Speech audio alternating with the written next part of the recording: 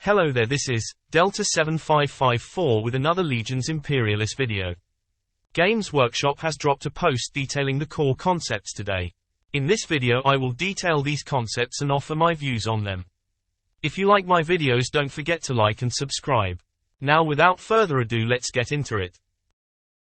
The players begin by choosing an army, the recommended size being 3,000 points per side, played on a 5x4 battlefield. The first step is to declare your allegiance, which will constrain your choices. Then you pick your primary army list. This will constitute at minimum 70% of your units. This means either Adeptus Astartes or Solar Auxilia, but other factions may join in the future. Now my view on this is that you have certain units in factions you can't use if you play Traitor or Loyalist. Which is understandable. If you are playing the Loyalist part of a Traitor Legion, then certain units are not available. For example, you can't have Death Shroud Terminators in your Loyalist Death Guard force, as they were Mortarian's bodyguards.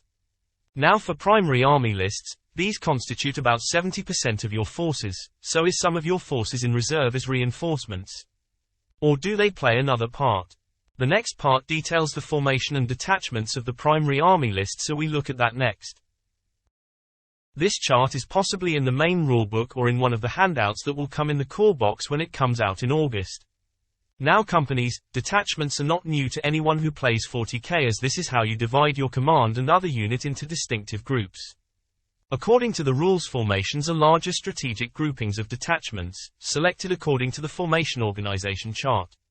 You must select at least one formation from your primary army list for every 1,500 points of the agreed limit. So that's, at least, 2 formations at 3,000 points. So each side seems to have 2 formations each.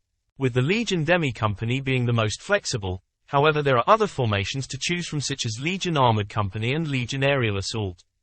We can also see artillery and transport in the image as well, so it has some new features not seen in the Horus Heresy Age of Darkness.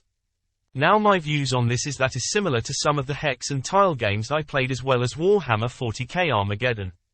Now after this has been done, the remaining 30% of your forces will be spent on allied contingents such as Knights and Titans. However, we will hear this in another article. So with this out of the way, let's get on to the next part, which is the turn structure. Turn structure. This is divided into 5 phases, which are Orders, Initiative, Movement, Combat, End. We will look into each of these in order, so let's get into it. Orders and Initiative. Like Aeronautica Imperialis, this uses tokens placed face down next to their detachments. Players assign orders simultaneously and in secret. Once placed, both players reveal their orders. These are First Fire, Advance, March, Charge and Fall Back, which a unit can use when they take heavy losses. Some of these are familiar to orders in the editions of 40k, especially March, to move further than normal at the expense of firing your weapons. Players then roll for initiative to see who goes first. So if player 1 rolls a 5 and player 2 rolls a 4, then player 1 goes first. Then in the next turn, if player 1 rolls 2 and player 2 rolls 4, then player 2 goes first. Movement and Combat. These 2 phases work in the same way. Players take it in turns to resolve the relevant order tokens by activating detachments one by one. Orders affect how your detachments can behave during both phases. Advance is the most flexible, allowing both regular movement and shooting, while March lets a detachment move double its movement characteristic, treble if it's an entirely infantry detachment, but not shoot. Charge allows either for a single movement, or a double movement if it gets a detachment into base contact with an enemy detachment. Detachments with First Fire cannot move, but they do get to shoot first. Finally, a fallback order prevents a detachment from moving. Instead, they'll have to retreat during the end phase. Combat is divided into 3 subphases: First Fire, Engagement, and Advancing Fire, which is to say, detachments with a First Fire order get to shoot, then you resolve close combat, then everyone else gets to shoot. Shooting works pretty much the same as it does in most Warhammer games. Weapons have a range, an amount of dice to roll, a target number for the hit roll, an armor penetration value, and traits. Select a target in range, roll the right number of dice, and apply any modifiers to the roll. For each one that hits, the model gets a save that can be modified. Traits are where extra variety happens. Guns with the light trait cannot hurt heavy tanks, for instance, while assault weapons are more powerful up close, ensuring everything has a niche. Combat, however, is a little different.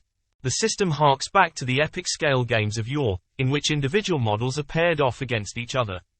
Then they make fight rolls, rolling off with 2d6 and adding their close assault factor, CAF, to the roll. Models get a bonus if they charged, and the loser takes a wound. No saves allowed, melee is seriously deadly, and even tanks can be overrun. When faced with uneven numbers, you'll have to pair off your models with more than one enemy each. Your outnumbered models will still fight each of their foes individually, but your opponent gets to roll an extra d6 for every time you've already fought. This means that the most elite fighters can still be worn down if you're not careful to support them. End. This seems self-explanatory. In the end phase you resolve the combat. Any units that want to retreat can, and you calculate any victory points. So you do have victory points, so you destroy so many enemy units you win the game, or you capture enough objectives you win the game. There may also be turn limits. Any other victory conditions are unclear at the moment. That is all we have at the moment. Other rules such as maintaining detachment coherency, moving through terrain, firing Overwatch, morale, and so on might be shown in a future article. My thoughts are that this game requires you to utilize all your forces jointly. Your elites are not invincible, and even the mightiest of tanks can be overrun by troops. With some systems from the old Epic possibly returning, this will be good news to veterans of the hobby. In my opinion, this game is going to make you think and plan ahead so your enemy is defeated. So that's all we have time for, and I will see you in another video.